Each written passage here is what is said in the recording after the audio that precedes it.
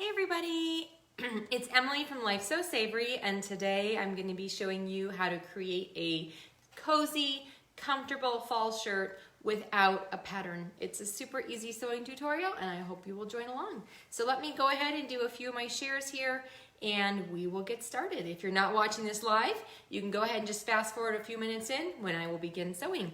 If you are watching this live, go ahead and get yourself organized, grab a cup of coffee, and we're gonna get started sewing here in just a minute. All right, let me see here.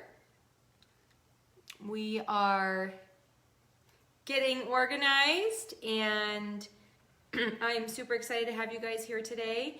We are sewing a super simple shirt without a pattern. It's a really fun and easy sewing tutorial and I hope you'll join along.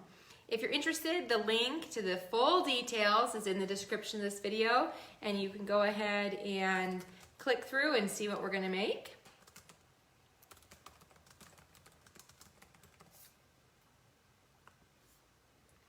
And I'm just doing a little bit of housekeeping here, and then we're going to get started. So just give me 2 minutes to get myself organized, and we will be in business. I'm excited. My niece's birthday is next week, and so I'm going to make this shirt for her. I actually made all my nieces, my sister's kids, swimsuits this summer, and we said that was going to be a birthday present, but it's hard to let a fall birthday go by and not also make a little something extra, considering it was a long time ago that I made those swimsuits. So I'm gonna send her a little something else. I've got sourdough baking in the back, so if the timer goes off, I'll have to run over and take the lid off and switch a couple things over, but I'm trying to multitask this afternoon and everything's right here. So we should be good to go to do that. All right, so again, if you want to see kind of what I'm making, you can easily click through the link in the description of this video and head over and take a look at kind of what we are creating today. So I have, let me turn this so you can see a little bit. All right, so I've already got my fabric folded over here and there's a fold here. Now what you will need to make this without a pattern is you will need a shirt that is close to the size that you want to make. It's easy to lengthen, but this just gives me an approximate template to work with. So my niece is turning 8, and so this is one of my boys' old shirts that's a little bit small, but my niece is also really tall, and so I'm going to use this to get some of that information that I need to create the shirt. So on my folded fabric here, and you should be able to make this with 1 yard or less depending on the size of your child. I have a yard of this pink bullet fabric that's just lovely. It's actually a little bit less because remember when I made that striped dress for Rose a couple weeks ago, I took out some chunks of it for that. So it's missing a few pieces, but overall, this is really close to a yard of fabric. Looking for my scissors. I'm also gonna add a high-low hem, so it's really cute for wearing leggings, and I'll show you how to do all of that as we go through. So you can see that I have laid this out, and the style of shirt that we're going to be making today is a drop shoulder dolman sleeve. And so instead of creating a sleeve piece that has, you know, your traditional sleeve cap like this one, this is the women's boyfriend tee, so it's a great fit as well. One of my free patterns. Instead of doing that, we're going to drop the shoulder off down to about where your traditional cuff or sleeve, short sleeve would end, and then we'll create a sleeve that's really easy. The sleeve is the easiest part of it, okay? So let me just show you how I'm gonna do this. This is gonna be the back because this piece is a little bit longer than the other side of the fabric. where I already trimmed some of it off. So I'll cut the second piece a little bit shorter. I usually cut two pieces, and then I adjust the neckline and things like that from there. So I'm going to add some length to this and a slight curve. If you aren't sure about this, you can go ahead and draw it on your fabric before you cut it, but I like to roll the dice, so I'm going to go ahead and just cut it here. And now this is the back. So our neckline won't be too high. And also remember, you are going to be sewing this, so add a little bit of a seam allowance as you're cutting your pieces. And so as we go down here, I'm just following along this sleeve and shoulder line. All right, leaving an extra seam allowance, and that's going to be that shoulder that goes down for the drop shoulder. Now the underarm is where we're going to add the curve. So I added a little bit of, tiny bit of width down here. And when I get it within a couple inches of where that underarm would be, I'm just going to add a simple curve over. And you see that? So that's what that looks like. And then just straight across here.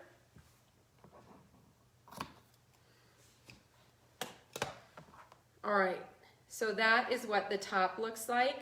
Shoulder, sleeve. You could just hem it here if you wanted a short sleeve, but we're gonna go ahead and create the rest of the sleeve as well. So let me use this to create the front of our shirt now. And like I said, I want this to be a high-low hem. So the front, we're gonna cut several inches shorter than the back. So I'm taking the other side of my fabric, folding it in half. I wanna make sure it's as wide of a fold. So it looks like I need a little bit more. All right, so we're just using this part for a template, and the adjustments we will make on the front include a lower neckline and a bit of a higher hemline. So you can see this goes off where I have the fabric, but I'm gonna go ahead and correct that in a moment. So I'm gonna cut the original neckline, and I can go ahead and lower the front here in a minute. Okay, but I am gonna lift this up and cut this a few inches shorter in the front. And so when I'm making a high-low hem, I usually start with the front a few inches shorter than the back, and then after I sew the side seams, I make the final sort of curved hem. So I'll show you how I do that. All right, so now we've got a front and a back. I'm gonna go ahead and cut this front neckline a little bit deeper, so it's a little bit more of a scoop. And now we have to create a couple of other things. We need to create a neck binding and the rest of the sleeves. So I'll take the bits of the fabric that I have left here, and need to figure out what I'm doing here. And while I'm cutting this out, I'll just make quick mention of this, but you might notice that in the description of this video, there is a couple of extra links that I've included in addition to the link to this tutorial. So if you want to see this in photo form and get all of the written details for making this, you can go ahead and click through that tutorial, plus see finished photos of what it is here I'm working on. I also have a couple of other links for you today. So one, I'm participating once again in the free sewing summit, and the link for you to sign up through so that I get credit is in the description of this video. It's 4 or 5 days of all free classes, and the classes are free for 24 hours after they're posted. So you can sign up and watch completely for free. Now, if you want access to the classes after those 24 hours, then there is a fee that you can pay to join, but you absolutely do not have to be able to watch the classes. And I'm offering a really fun Christmas craft a Christmas sewing project, so you'll want to check that out. So that's number one, and then number two link is I have offered, and I can't tell you all the details about this, but I can tell you my serger class is part of the Ultimate Bundles home sewing or home decor, home projects, I think it's called, home projects edition. So for 5 days coming up in October, they are going to be offering this huge bundle of items, and it's it's a crazy low price. I think it's worth over $1,000 worth of goodies for just a fraction of that. Now it's not open for sale yet, but the link that I've put in there will let you sign up so that you get an email when it is live, so you don't forget. So if you've been eyeing up my serger course and want to get it for a steal, as well as all these other ebooks and resources and things that are available in the bundle, go ahead and put your email in there, and then they will notify you when it's live. It literally is such a great price. I can't even believe what they're selling it for and what you're going to get out of it. So those are my resources and my little extras for you today that I think you should definitely check out. All right, so I've cut one sleeve, and our sleeve ends up just looking kind of like a wedge with this style shirt. Okay, so it's fold on top. This is where the shoulder is, so it's a little bit wider, and then we just kind of angle down to the cuff. Now, I like to keep this a little bit looser and then create a tight cuff to kind of bring it all in at the bottom of the sleeve. And you might think this looks like such a short sleeve. Well, one, it is for a 8-year-old, and two, remember our shoulder is starting way down here. So, you know, we've got quite a bit of distance. We're not starting way up here. We're actually starting way down here. So 2 sleeves, and then you're going to use those sleeves to create the cuff. So I'm getting down here to scraps of fabric, but I also need to still cut that neckband. So I should probably do that before I run out of long pieces of fabric. So here's a nice longer piece, and I like to cut my knit neckbands about 1 3/4 inches wide for a nice narrow neckband. I really think that's my favorite look. But if you like a thicker neckband, you can go ahead and cut it wider, of course. And when I am working with sweater knits or thicker knits like that, I will cut it wider, just because you have to add such a thick seam allowance and all that other stuff on there. So depending on what fabric I'm using, I will change up my neckband. Okay, so we're down to scraps here, but I think we have enough to create some cuffs. All right, so can you see here, this is going to be the cuff side of my sleeve. And so I want to make it quite a bit more narrow than that, so that it really cinches it in at the wrist. Okay, so I'm going to cut it like that. And then you can decide how long you want your cuff by kind of folding it up and checking out how it looks on the height of your cuff. So this is the width, and it's folded in half because our sleeve is also folded in half. And then I'll make it a pretty decent cuff, and then it will be folded in half. So really, when we're sewing it, we're going to fold it like this, sew it along there, and then sew it up, and we'll have the cuff like that. Okay, so I've cut one cuff, trim off the selvage edge there, and I need to create one more cuff, so hopefully I can find one more bit of fabric here. This is my chaotic, not really chaotic, but my piecing the fabric here. So when you're kind of creating your own pattern pieces like this, you don't have a nice layout guide, you don't have pattern pieces that you can put together. You kind of just have to wing it. So I did pretty good. We've got a little bit of fabric here that could be used for cuffs or a neckline sometime. So I probably will save that. So let's take a look one more time at what we've got before we sew this. So I have a front and a back of this shirt that I used from tracing half of this shirt. This is approximately the size of the shirt I want to make, but again, this style of shirt is loose, comfortable, and is not an exact sizing, so you're not bound really by something. You're just looking for more of what's a good width of the shirt you want to make. And then here's the back. The back is longer than the front, and we'll go ahead and we'll trim up that high-low after we get the side seams sewn, and I'll show you how I'm going to do that later. So we have a front and a back. We have 2 wedge sleeves. We have 2 cuffs, and I have a neckline. So let's go ahead and put this all together. All right, so we're going to come over here. Hi, Connie. All right.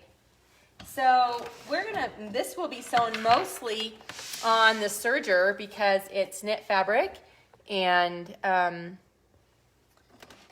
it sews beautifully on the serger. Don't want to cut off the top of my head. Okay, so let's start by sewing the shoulder seam, one shoulder seam.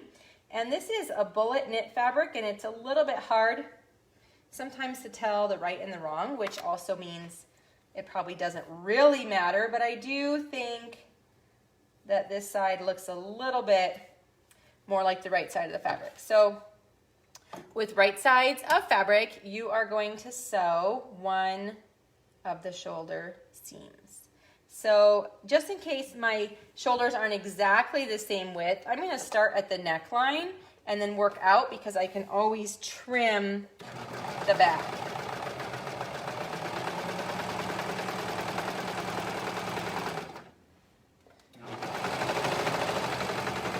And this is one of those fabrics that sometimes, because it's so stretchy, might stretch out while we're sewing. So sometimes you're going to want to play with your differential feed to make sure that this is still stretchy, but that it's a little bit stretched out. A little bit stretched. I already had tightened up my differential feed a tiny bit, but I might add it a little bit more because we don't want, you can see how, it's a little bit wavy, and we really don't want that.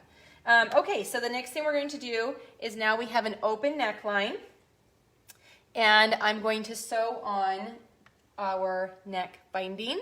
So I have this piece that I already cut, and you're going to fold it with the wrong sides in, right sides out, and place it along that neck edging. Now, when you're measuring a neck binding, you want to make sure that it's around 80 to 90% of the length of your neck opening. And the stretchier the fabric, the shorter your neck binding. So I would guess that this one would be much, much closer to that 80% if I were measuring. Now I have put in hundreds of neckbands, and my quick hack is to do it while the neck is still open, not a circle.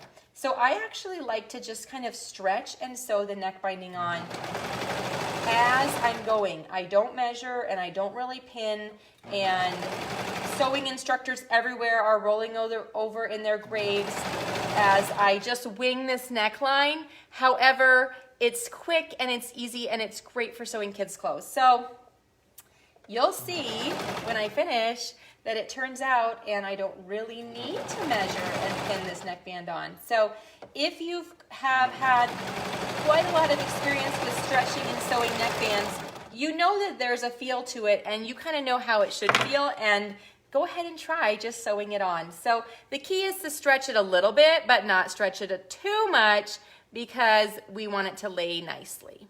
All right, so here is my neckband, and it is laying much nicer since I adjusted that differential feed. However, now it feels like it doesn't have a ton of stretch. So I'm just going to crank that back down, and we'll check it out on our neck seam and see how it is. So I want to top stitch this neckband, and I'm gonna come over to my cover stitch machine and go ahead and top stitch that. Now, my last project, I had just a tiny bit of pink left here. I was also sewing something pink. Don't remember what it was. But I want to go ahead and replace that thread so I don't run out. And I'm going to do a 2 needle top stitch here. So just give me a second to rethread my machine. And with 2 threads, you can either do a narrow 2 thread or a wide 2 thread. And around the neckband, I usually end up with the narrower version because we just don't need we don't need a wide thread around the neckband.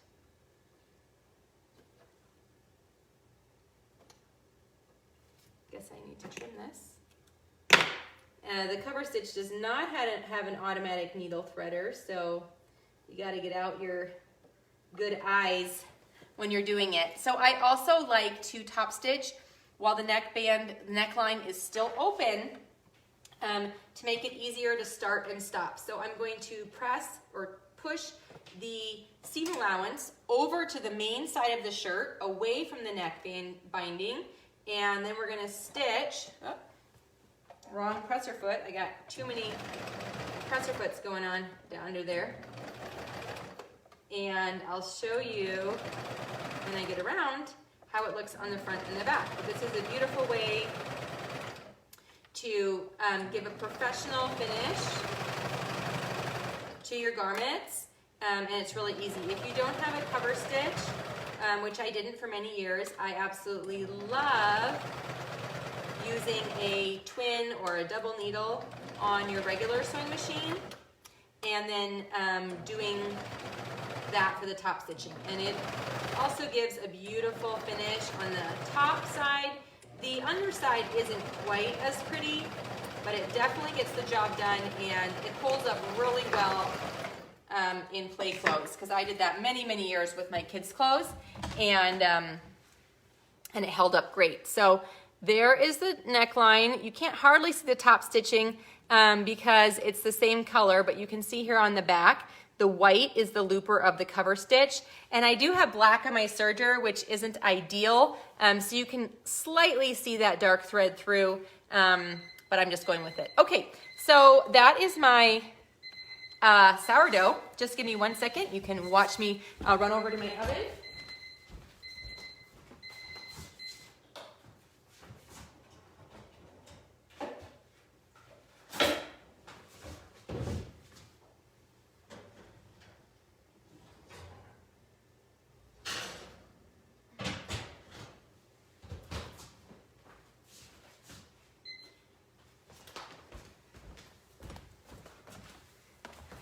Okay, so if you're interested in baking sourdough, I'm double dutying today with baking and sewing at the same time.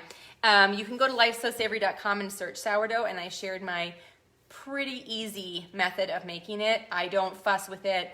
It doesn't take me a lot of time. It's really great, and it is quite easy. So if you're interested in that, you can go ahead and check it out on my site. I've written a whole tutorial and made a video. All right. So back to the shirt. I'm now going to sew that other side seam or shoulder seam, and I recently had a question on my website where on one of the shirt tutorials where I suggested sewing the shirt like this, you know, where you do the neckband and then you sew up the second shoulder seam, and someone had commented that wouldn't that make a bulky bump on the neck? Well, it does. It does add a little bit of bulk on that one part of the neckband. However, if you look at, thanks Danielle, I gotta get it all done before I gotta go pick up the kids from school. If you look at your ready to wear store-made clothes, they almost always have the neckband sewn on one of the shoulder seams and then just tacked down. So it's not a unusual way to construct shirts, but it's totally personal preference. I just do it because it is so easy. So here's what that neckband and second shoulder seam looks like when it's sewed there, and you just saw me finish the shoulder seam. If you really want, you can also fold the seam allowance over and then tack it down with a couple of stitches there to make it flatter. So it's up to you. All right, so now we have a shirt with a cute neckline. What's this? Some sort of thread poking out here. All right, and we're gonna put the sleeves on. So to do that, got too much going on. We're gonna open up one of those shoulder seams here, and if it didn't meet perfectly or you have one longer than another, then you're gonna wanna go ahead and trim that up at this point. But we're going to take one of these wedge-shaped sleeves that we created earlier, and with right sides together, we're going to match it up to that shoulder. Now my sleeve wedge is looking like it's a little bit wider than my shoulder opening, and that was because I sort of, just cut it by lining it up, and this wasn't an exact pattern piece. So that's okay. We will go ahead and trim that when we're done sewing it, if we have extra on the sides. But I'm going to pin on both sides here first. And I'm kind of lining up the middle first, and then either side. And again, the right side, wrong side of this fabric is, probably you could use either one as the right side and the wrong side. I'm just trying to be consistent in how I turn it. All right, so let's go ahead and sew the shoulder seams, and then we can adjust the width of that sleeve. And because you create this pattern, you can add whatever sort of seam allowance you want when you're cutting. I use a pretty standard 3/8 inch on everything, so just slightly over a 1/4 inch. A 1/4 inch, essentially, you don't trim any fabric with your serger, and 3/8 inch, you're just trimming a little bit. So there's the shoulder. Okay, and we can see that it's a little bit wide, but we'll trim that sleeve. Okay. And if you clicked through already and saw the pictures of my daughter wearing a couple of versions I made of these last fall, you can see just how comfortable and cozy this looks, and it comes together so easily. So this is one of those that I'll whip up, 3 or 4 of these for my daughter, and if I make them long enough, then she can wear them with leggings. But it's just a really comfy shirt, and it works great with sweater knits, waffle fabric, all kinds of fun fabrics to sew with. So, all right, let's go ahead and trim our sleeves here. They are a little bit wider than we want them to be. Okay, and make sure that this seam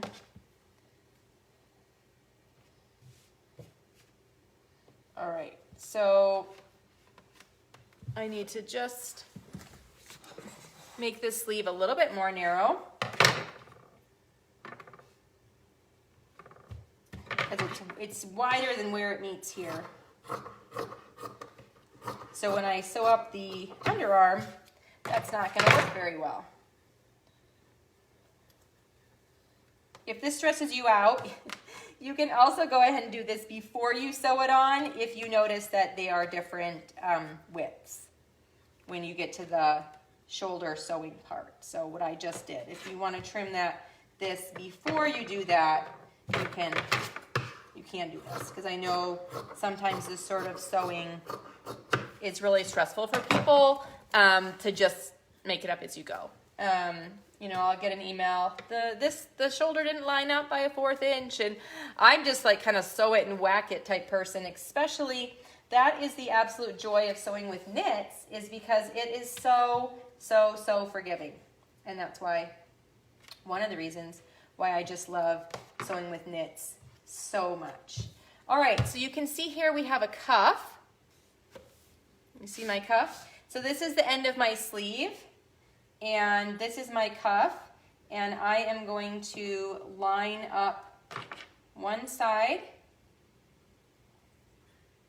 and then pull and stretch it, line up the other side, and I'm going to go ahead and stretch this and put at least one clip in the middle, just so when I'm sewing, I'll be able to space that nicely. Okay, so there's the cuff on one sleeve, and let me go ahead and repeat on the other side, and then we'll be able to sew both of those on. So again, I'm showing on a kid's shirt, but I have absolutely done this same style of shirt for myself. And especially if you're someone who is a little bit harder to fit or can't find patterns in the size that you want, this is a great way to use an existing shirt that you already have that works well for you and add to it. So I would challenge you to make one. For an adult shirt of this sort of style, you will need probably closer to 2 yards. You might be able to get away with 1.5. I squeezed out one with just over a yard, but I couldn't get full sleeves, and I had to add an extra seam down one sleeve. So ideally, you would want more fabric. 1.5 yards, the absolute minimum if you're on the smaller side, probably closer to 2 yards. For larger size shirts, but still with this style. So this sewing tutorial will work for creating shirts in any size. All right, there's our cuff, looking cute. And let's do the other side here. You guys, my house smells amazing with the sourdough cooking. Every Wednesday, I bake bread right after I'm finished with this sewing tutorial, but I have something else that I'm popping down to see a friend today after I finish, and so I'm baking now. So I get to enjoy the beautiful smell while I'm sewing, and I'm sorry that the smell can't come through because it is so, so lovely. All right, so our next step, I'm just gonna start looking like a shirt here real soon, is to sew the side seams. Okay, and then once I do that, we will, I'll show you how to cut the high-low hem. So April, I don't always use dark thread, and in fact, the last time I was sewing with this light color, I had white. I don't usually match exactly. I usually have white or gray. I have usually white, gray. I have like an off-white and a white, and then this black. But I had just sewn something with this black, and honestly, I was too lazy to change it. So that is why we're using black today, but it is nice and easy for you guys to see as well. But that is not the main reason why I'm using dark thread. Oh my goodness. Also, don't let me leave without showing you a sneak peek of Friday's project. You guys are gonna love it because I am in love with it. And I'm going to be sharing it with you on Friday, so I'll show you in a few minutes, but don't let me leave without showing you. Got to get you guys excited for what's coming next. All right, and remember, I cut my front several inches shorter than my back, so these side seams are not going to match up all the way down. That's okay. We're going to create our high-low hem here in a minute. And I'll show you how we're going to blend those.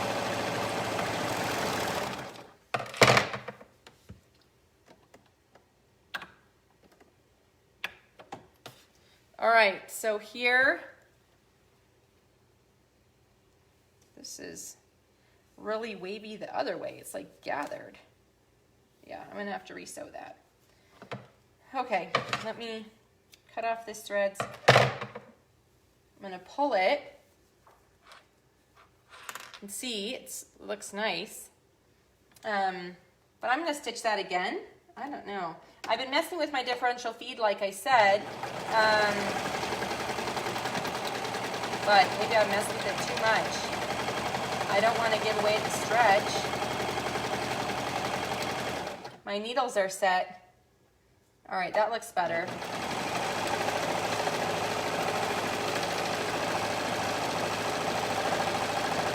But you know, as soon as you start to tug and you hear a pop, that is not a good sign. So we're gonna re-sew this side seam so we don't have holes.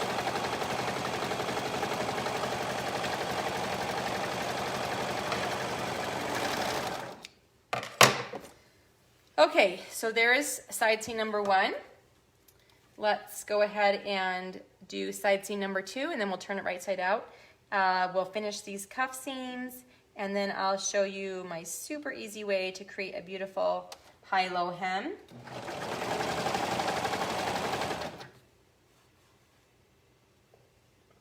I'm not pinning this side seam, as you can see, but if you wanted to, you can go ahead and just put a few pins or clips along the way. I am lining up the corresponding seams, so you know, when we get to the shoulder seam, I'm making sure they line up, and then I'm stopping every so often to make sure the other sides are all lined up.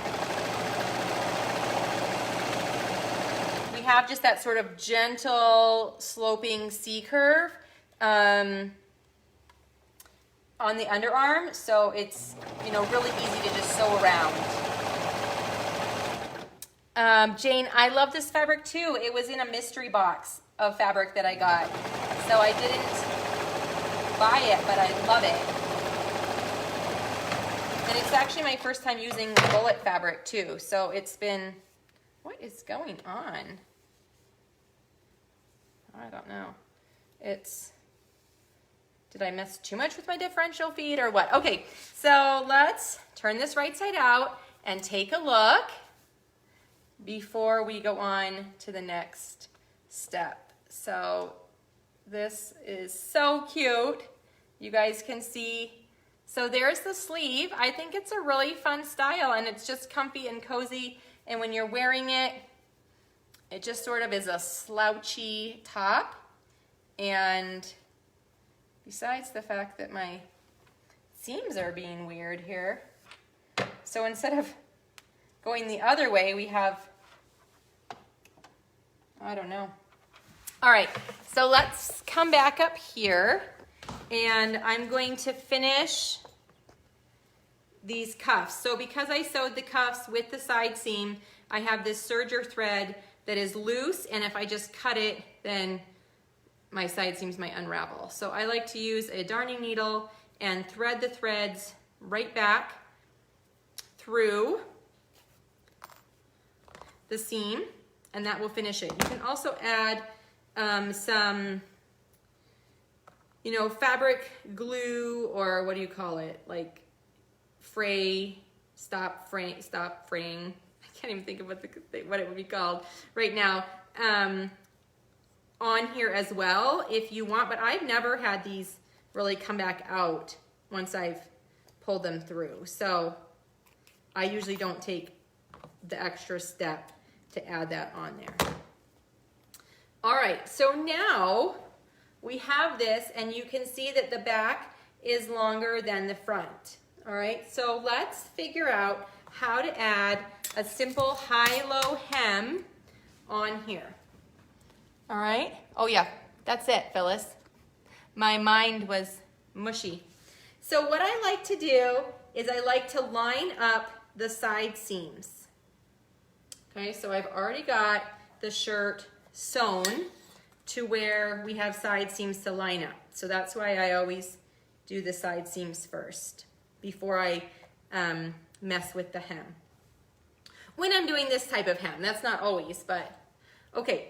So then it should be laying flat with your side seams lined up. So I have the longer back and I have the shorter front.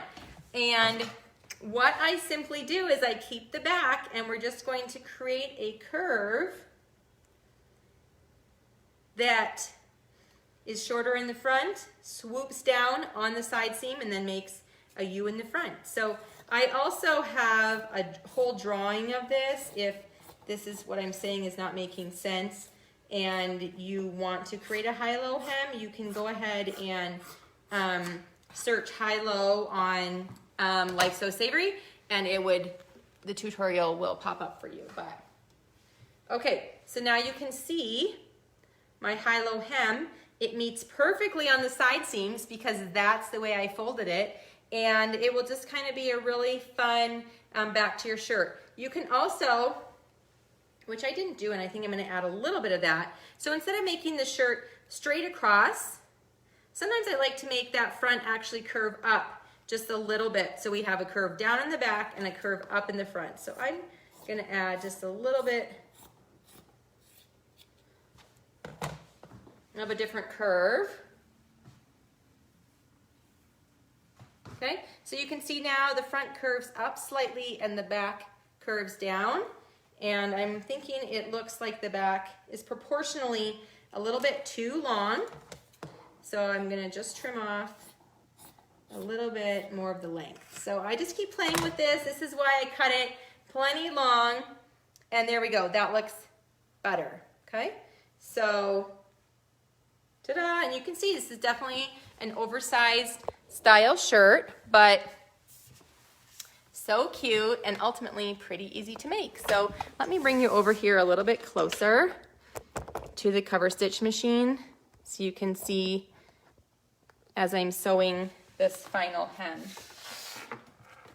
All right, so I like to start on one of the side seams, and you can see here how when I cut it, the side seam is at a pretty actually straight angle because of how we cut it. It's angled, but it's going to be easy just to fold over and sew.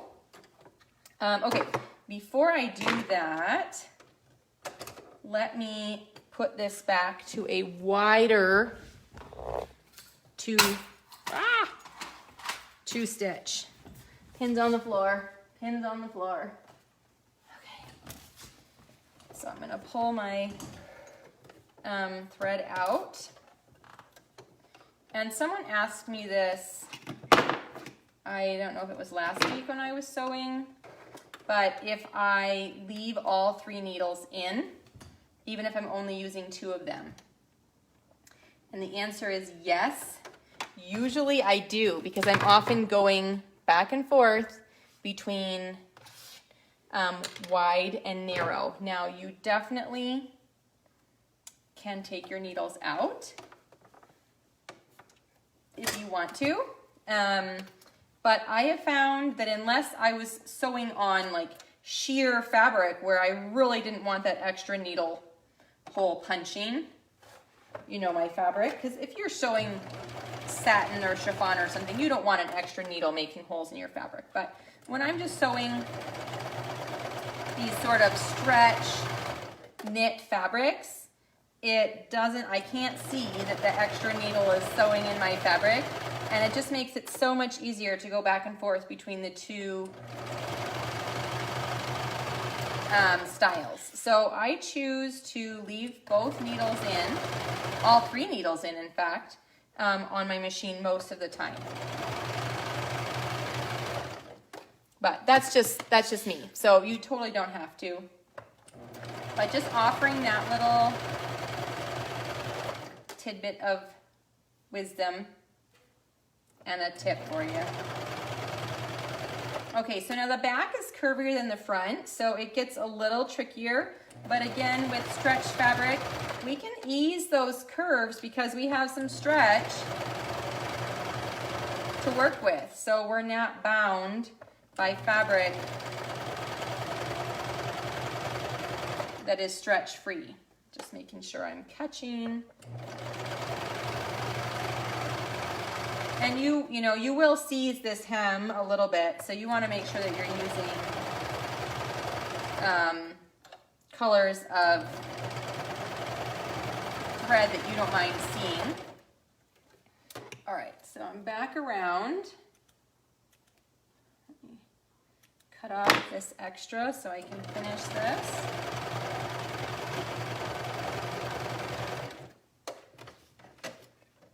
And I will show you the finished shirt. Oh, I was also going to show you my other project here. All right, so I like to pull those threads through to the back that we just stitched with, and then tie them off a couple times. Again, you could use your fray stopping glue if you really wanted it to feel secure, but if I do this, it's worked out pretty well for me. All right, let's take a look. Shall we see what we have?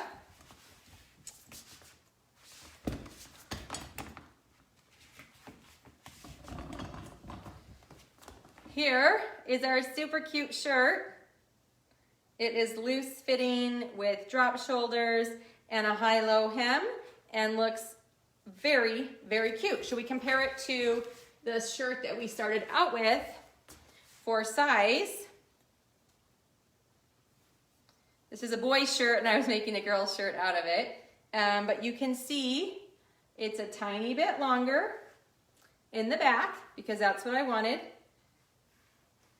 And our sleeves ended up just a tiny bit longer, but I think, so you can see how really this is the shape we're changing up, right? We're adding that curve underneath and making it really about the same size. So that's why I grab a shirt that fits well or fits your child well, or like in this case, I'm grabbing one that my son has worn last year when he was close to the size that my niece is now. And I'm hoping that this fits her well. And I'm thinking, based on how it looks compared to the other shirt, that it will. Okay, now hang tight. I've got one more thing I want to share with you. This is my new.